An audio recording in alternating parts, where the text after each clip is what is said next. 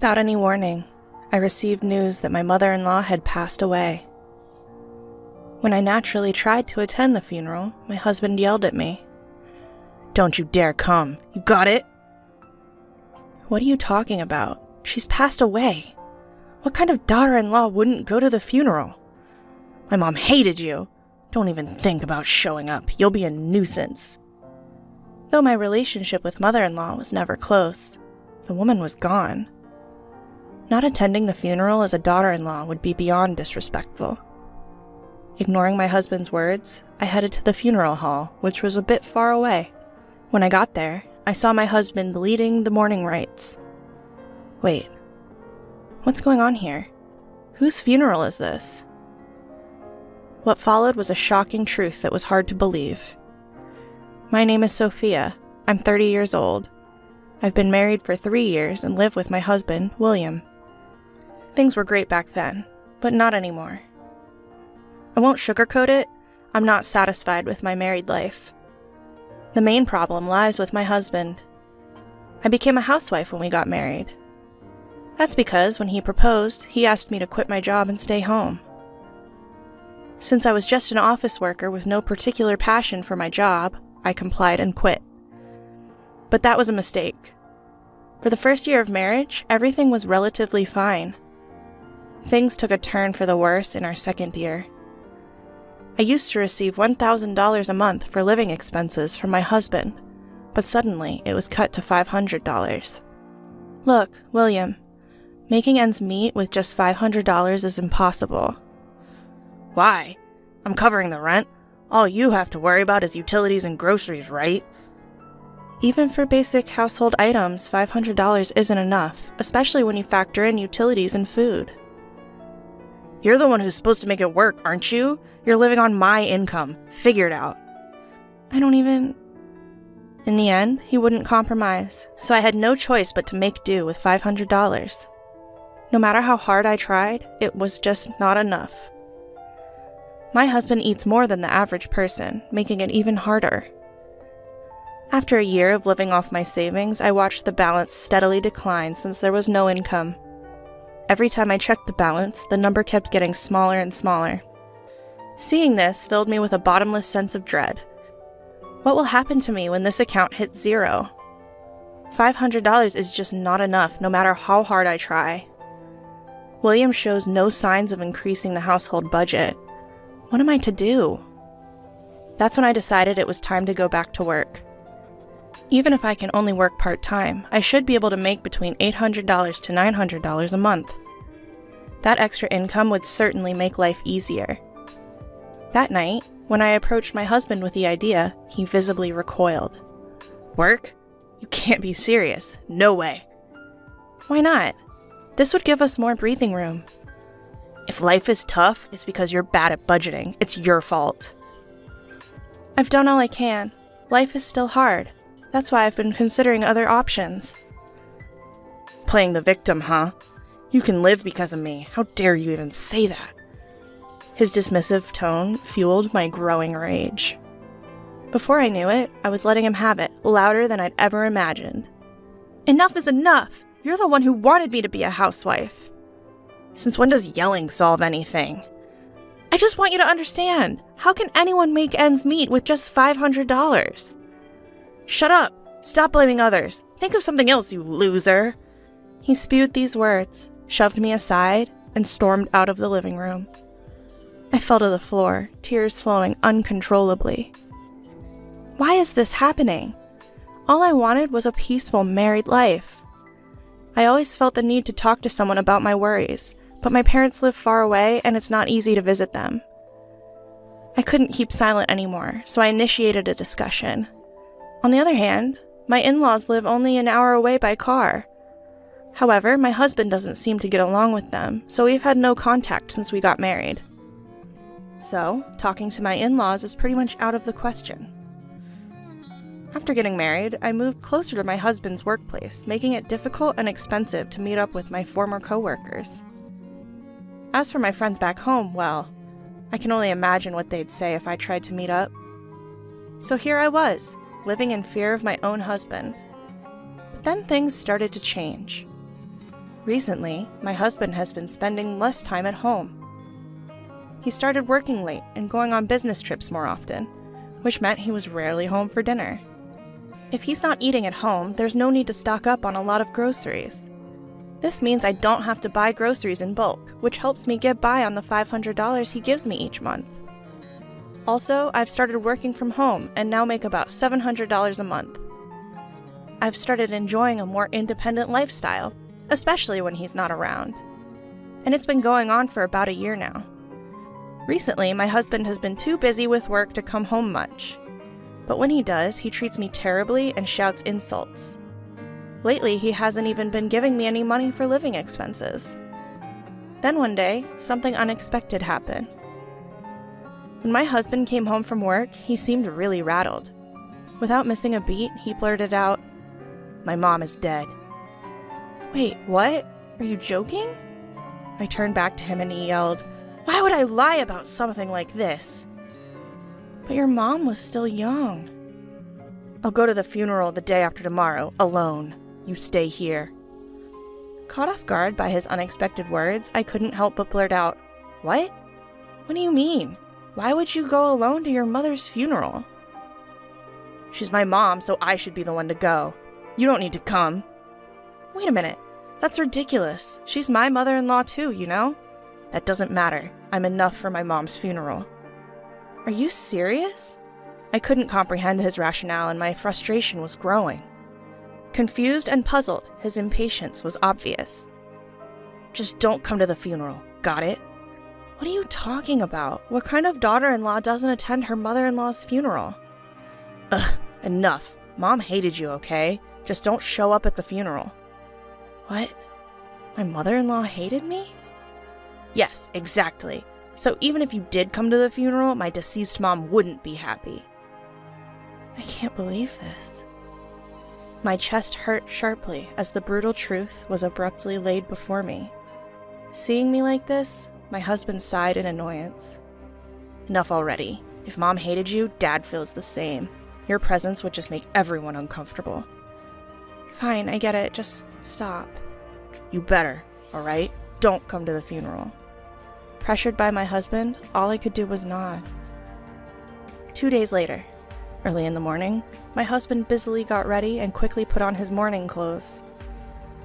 When he went to the bathroom, I picked up his discarded pajamas. That's when I noticed his phone left open on the table. Looks like he was checking out the venue for today. The driving directions are up on the screen. It's about a 40-minute drive from home. Something felt off. Wait, something's not right. That direction isn't toward William's family home. It would take at least an hour and a half to get there from his parents' house. Wouldn't they usually choose a closer location? Why go somewhere so far away? Caught up in these thoughts, my husband returned from setting his hair. I quickly left the scene, pajamas in hand, making sure he didn't notice I'd seen his phone. He said, "I'm leaving," and walked out the door. Still uneasy, I decided to attend my mother-in-law's funeral in morning clothes. When I arrived, I couldn't believe my eyes. Unfamiliar faces filled the family and staff seats. And there was my husband, giving a speech as the chief mourner. "Thank you all for gathering here today in honor of my wife." What is this? My wife, Riley, was... William was shedding tears, pretending to be a grieving husband. Normally, I'd confront him right away, but I couldn't break the solemn atmosphere. Just then, I overheard the conversation of some women sitting behind me. "Did you hear? The chief mourner is divorced." "Really? He seems so steady." "Yeah, his previous wife was a handful, you know. Apparently, she left him with a huge debt." "A debt? Ugh, that's troublesome." "Finally, she left the divorce papers and left. He met his current wife soon after. Even knowing she was sick and wouldn't live long, they got married because they were in love." "So it's a love story. Huh. Debt? Leaving?" I had never done any such thing. Anger boiled inside me as I realized the story had been twisted. I had to ask him again to make sure. Upon checking, I found that our divorce had been finalized. The date was about 6 months ago. My husband probably met his now sick wife soon after and married her. The reason he hardly came home was that he was living a newlywed life with her. Connecting the dots, my anger reached its peak. He had me removed from the family register and married another woman behind my back? Enough with the insults already, will you? This is it. I've had enough. Time for a reckoning. With revenge in mind, I hailed a taxi and headed straight for my mother-in-law's place, where I suspected she'd be. I told the driver the way as best as I could remember, and somehow we made it. I rang the doorbell, and with a cheerful, "Hello," my lively mother-in-law appeared. Her eyes widened as soon as she saw me. "Oh, my, Sophia, is that you?" "Long time no see, mother-in-law. You look well." "You look good too, Sophia. What brings you here?" "I came unannounced, but there's something urgent I have to talk to you about." "Something you have to tell me?" "Yes, actually." I told my mother-in-law everything that had happened.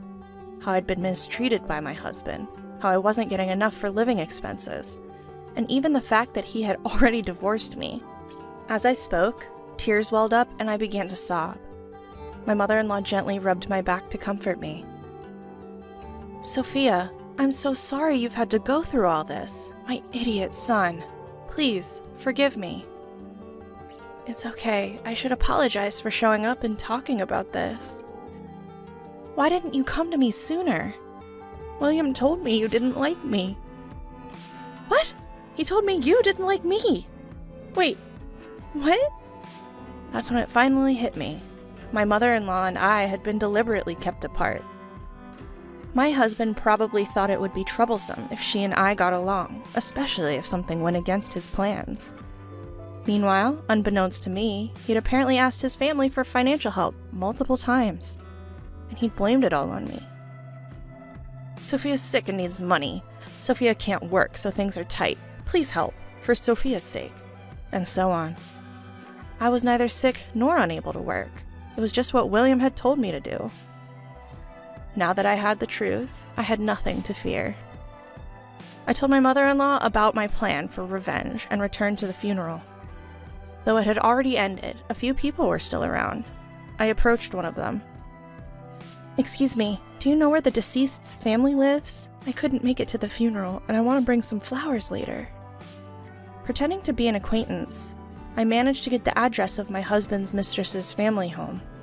The next day, I took some funeral flowers and headed to their place. When I rang the doorbell, a woman who looked quite worn, probably from the grief of losing her daughter, answered the door.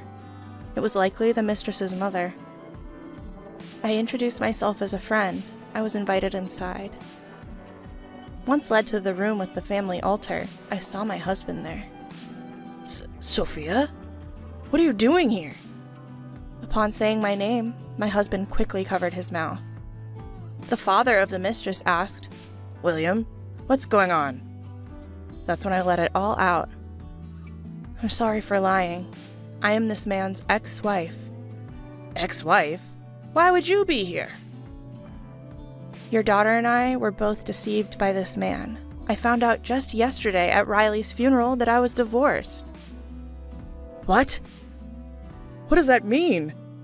"He told me it was my mother-in-law's funeral and told me not to come.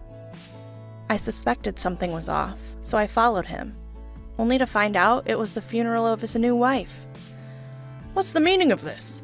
William, explain yourself." At the sound of Riley's father's furious voice, William's face turned pale as he looked down. The atmosphere, once laden with sorrow, completely shifted, as if sensing his wrongdoings. Riley's father's face turned beet red as his body trembled. Amidst all this, I commenced my final act of revenge. Suddenly, the doorbell rang, and Riley's mother headed for the front door. When she returned, she was accompanied by my mother-in-law. "Mom?" Sweat erupted from William's forehead. He was visibly shaken. My mother-in-law proceeded to give him a piece of her mind. "Causing trouble for others. What do you think you're doing? Pay back the money you borrowed from us right now, and don't you dare blame Sophia." "Wait, Mom, this is not the time to—" "You owe an apology to Sophia, that woman, and even your parents, right here, right now. Do you even understand what you've done? Declaring me dead and removing Sophia from the family registry. That's the height of disrespect. Mom, can we talk about this later? This isn't the place to... That's exactly why it's the right place. It would be unfair to the other woman and your parents if I didn't. I'm here to make sure everyone knows what a loser you are. Riley's father grabbed William by the collar and shouted, "You've got to be kidding." Seemingly terrified, William started to cry on the spot. Turns out, William had lied to Riley's father about needing money for Riley and had borrowed from him. Upon questioning, it was revealed that William had gambled away all the money. In the end, William was kicked out of Riley's house and faced legal actions. Ignoring his tearful face, I turned my back with my mother-in-law and started to walk away. At that moment, a desperate voice called out from behind. "Wait!" I turned around slowly. What? "Sophia, I'm really sorry. Can we start over?" Excuse me? "If you don't help, I'll be sued." "Don't worry. I plan on suing you too." "What?" Yes, I had already made up my mind. After all the unjust treatment and being served with fake divorce papers, I'll sue him through a lawyer. "Please, forgive me." Fuming, I unleashed my feelings on my husband. "Do you think saying sorry will make everything okay? Do you even understand what you've done? Filing for divorce without telling me is a legal issue, you know? Your apologies are worthless because you've been lying and asking for financial support. Utterly worthless." "Sophia, wait, please." Quiet. Do you have any idea how many people you've hurt with your actions? What you've done isn't easily forgivable. Even a lifetime of making amends won't be enough. So from now on, stay out of my life. If you show up again, I won't hesitate to ruin you. My mother-in-law's hand touched my back as I spoke assertively. Her warmth almost brought me to tears. Afterwards, William ended up paying back the $10,000 he borrowed from Riley's father in one lump sum. Additionally, he had to pay me alimony and a fine for forgery. His salary was never that high to begin with. The financial hit seemed to hurt him quite a bit. He had to go into debt to pay the alimony, and now he's even getting collection calls at work. It's only a matter of time before he loses his job. As for me, I went back to my old job right after the divorce. Now I'm living in an apartment near my workplace and enjoying peaceful days. Since then, I've been meeting with my mother-in-law regularly and updating each other on our lives. I feel our relationship has deepened even more after the divorce. My mother-in-law, who stood by me as we took our stand against her own son. I plan to cherish her as a second mother from here on out.